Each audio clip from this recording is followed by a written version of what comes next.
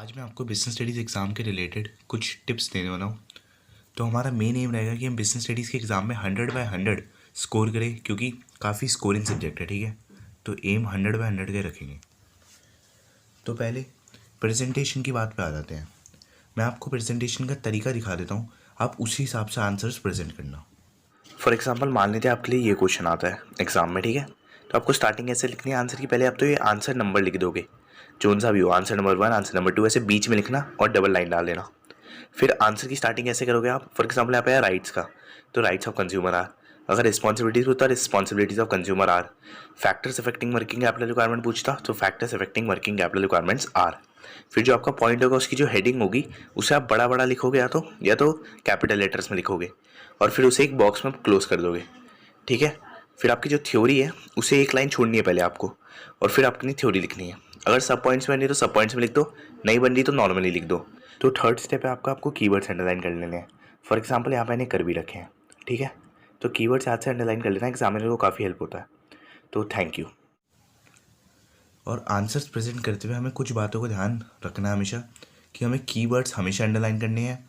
Proper spacing नहीं थी answer में, काफ़ी बड़ी बुकलेट होती है आंसर की बुक, तो आराम से आप स्पेसिंग बड़ा बड़ा लिखोगे कि एग्जामिनर को अच्छे से समझ आ जाए। ठीक है, खिचपिच नहीं मचानी।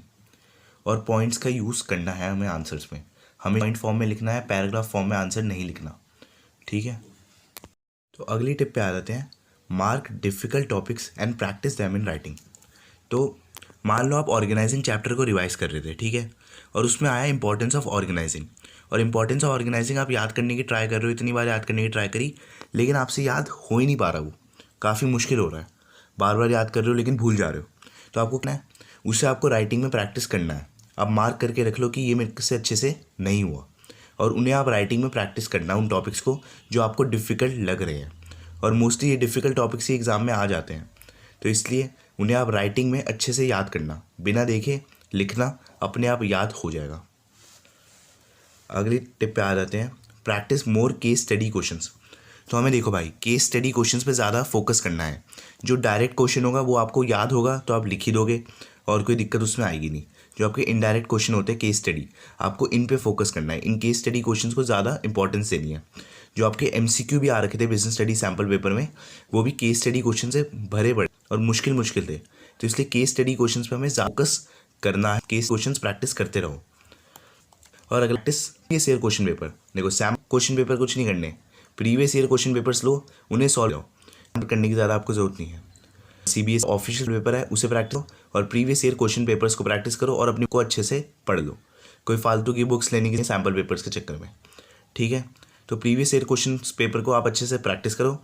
और कुछ बातें ध्यान में रखना, जब आप प्रैक्टिस करो एकदम वैसे प्रैक्टिस करो कि आपका बोर्ड एग्जाम चल रहा है, आप बोर्ड एग्जाम में बैठे हुए हो, अपना आंख रहे हो, कमरा वमरा एकदम बंद करके शांति से प्रैक्टिस करना। और always mark the difficult questions for future practice. जब आप कोई भी सैम्पल पेपर प्रैक्टिस कर रहे हो, उसमें कुछ डिफिकल्ट क्वेश्चंस होंगे, स्पेशली केस स्टडीज़ वाले, तो आप उन्हें मार्क करके रख सकते हो कि आपको फ्यूचर में कभी प्रैक्टिस करनी हो या देखने हो तो ये क्वेश्चंस आप देख लो। ठीक है, मार्क कर लो, या तो फ़ोन से फ़ोटो ले लो, उनकी जो भी सीन है वो कर सकते हो आप। और जो मैंने आपको प्रेजेंटेशन का तरीका बताया, उसी तरीके से आप प्रेजेंट करो, सब प्रैक्टिस करते हुए प्रीवियस ईयर क्वेश्चन पेपर को। ठीक है, जैसे आपको प्रेजेंटेशन का तरीका बताया उसी तरीके से आपको प्रेजेंट करना है। Focus on your handwriting as well. Handwriting पे भी फोकस करना, क्योंकि जो आप प्रीवियस ईयर क्वेश्चन पेपर जो प्रैक्टिस करोगे आपकी वही हैंड राइटिंग बनती जाएगी, तो इसलिए हैंड राइटिंग पे भी फोकस करना। ये नहीं गंदी हैंड राइटिंग में लिख रहे हो, प्रॉपर ऐसे लिखना कि आपका रियल बोर्ड एग्जाम चल रहा है, एकदम लास्ट चांस है आपको अच्छे से पूरा का पूरा सॉल्व करना है। तो आई होप आपको हेल्प हुई होगी, and thank you for watching.